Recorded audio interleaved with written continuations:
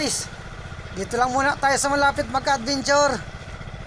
Baka sakaling malinaw na hindi kami pwedeng maglayo. At ngayong gabi raw lalakas ng amihan. Sana makadiling siya ngayong gabi para meron naman panibagong pangdurudugtong. At andyan ang buwan, malaki na. Pahirapan ito sa isda. Sabagay, dati mang mahirap ang isda ngayon at taglamig. Yon, panibagong hanap naman tayo ng pandurudugtong. At ito, may isda dito. Talagbago. Ayon, sapol. Maganda at malinaw pa. Lalakas na raw kasi ngayong gabi. Kaya sinasamantala na namin. Nasaan kaya ang iba nito? Parang may isda dito parte. Ayon, talagbago. Tumago. Ayaw siguro magpakuha. Nagpunta sa pinakailalim. Machichimpuhan din kita. Tagal lumabas. Yon, lumabas din. Sapol. Sasamantalahin natin habang malinaw pa. Bago man lamang lumakas makadiling siya ng pandurudugtong. Ahoy! Yon, kulambutan. Thank you Lord at takachamba.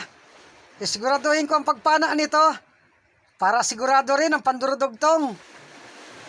Aba, parang mailap. Malaki kasi ang buwan. Ayon, sapol. Kwartang linaw ka. Iikot-ikutin ko lang ang lugar na ito. Baka may mga kasamahan pa. Sana nga meron pa.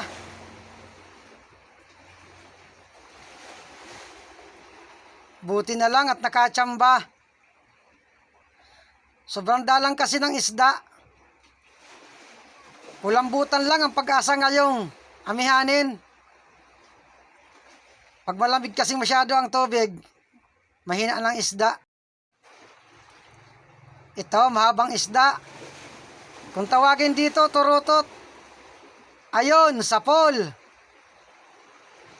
Masarap ito kahit anong luto. Kahit prito, paksiw.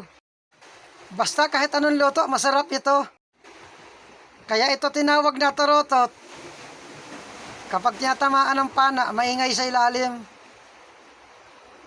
Tumutunog ang bibig. Hanap ulit tayo. Ito, kanuping. Ayon, gitik. Ganda ng tama. Hanap ulit tayo. Uy, yung kasama ko nakapana ng malaking kulambutan. Ito man talagang hindi ito mababa ng 3 kilo sa estimate ko. Yon, estimate na naman daw. Natsambahan ng kasama ko. Thank you Lord. At bali 2 na ang kulambutan namin. Bawi na kami nito sa puhunan. Pangdurudugtong na lang ang hahanapin. Ito, turutot pa.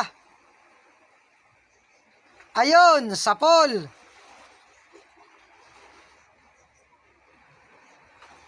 Grabe ang palag. Sana makahuli tayong surahan para meron na naman pang ihaw ang inakay ko. Sana meron pang turutot sa daanan ko para marami-raming pang ulam.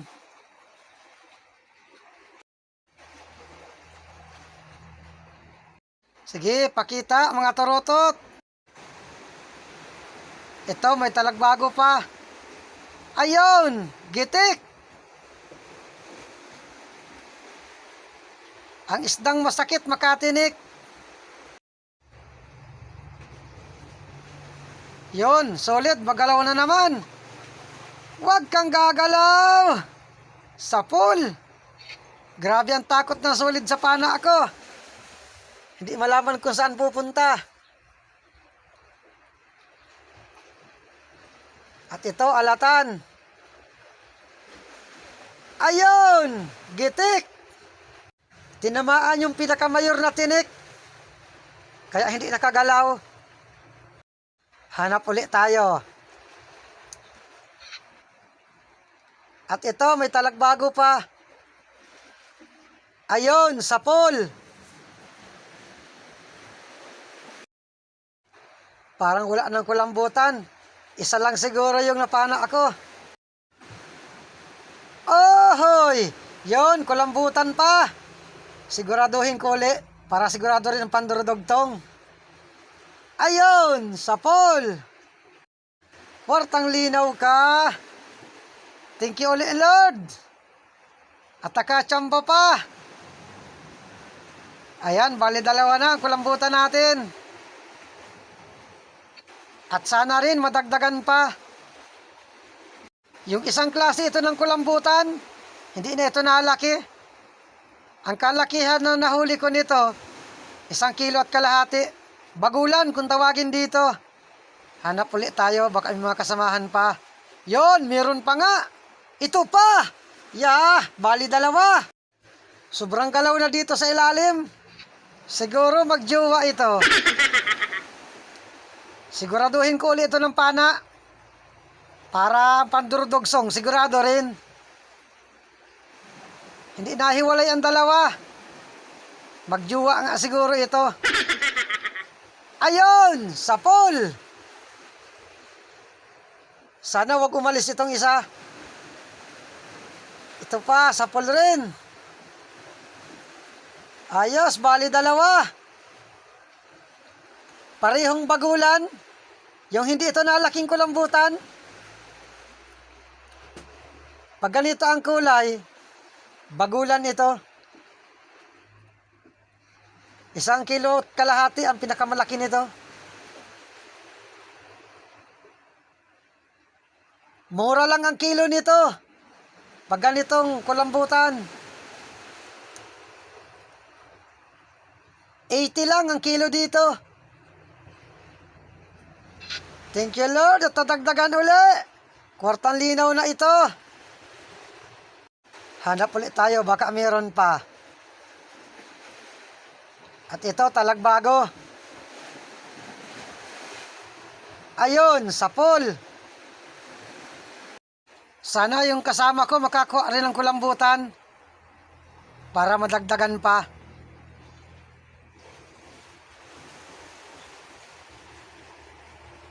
At ito, talagbago pa. Ayun, sapol. Hirap magkasya sa butas. Nakaharang. Dito natin padaanin sa kabila. Ayun, kuha. At ito, meron pang isa. Kasamuna. Ayun, gitik. Nasaan pa kaya ang iba nito? Yon, may talagbago pa. Ayan, sapol.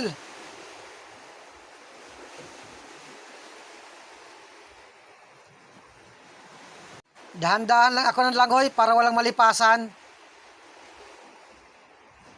Ito, solid. Ayun, sapol. Ayun, meron pang talagbago. Nakawala pa yung solid. Nasaan na yun? Yun, dumaan sa harap ko. Labas ng bituka. Ayun, sapol. Nadubli ka tuloy ng tama. Yun, may maputi doon. Ano kaya ito? Danggit. At may talagbago pa. Sapol. Ito pang talagbago. Ayun, sapol pa. Talagbago at danggit. Pareho itong masakit makatinik. Hanap ulit tayo, baka may danggit pa. At ito, may danggit pa nga. Magalaw. Nagsasabay-sabay sa galaw ng alon.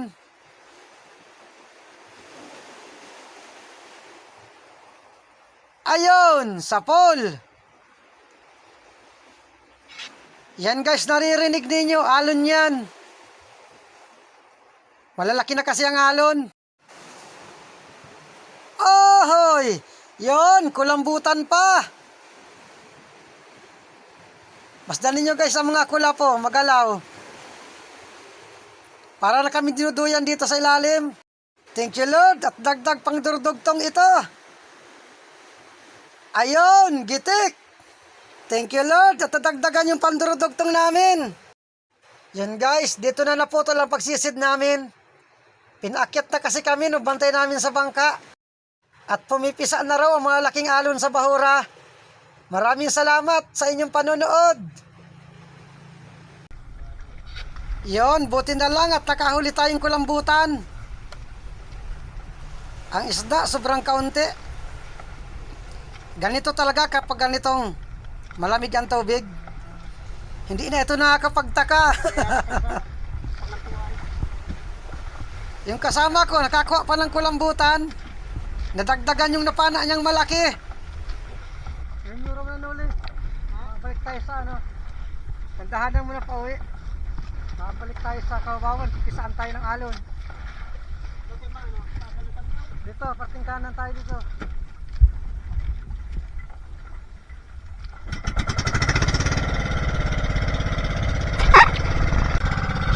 Yan guys, pauwi na rin kami. Buti at malaki ang buwan. Kitang kita yung malalaking alon na napisa. Diretso mo ng ano, dito sa pulo.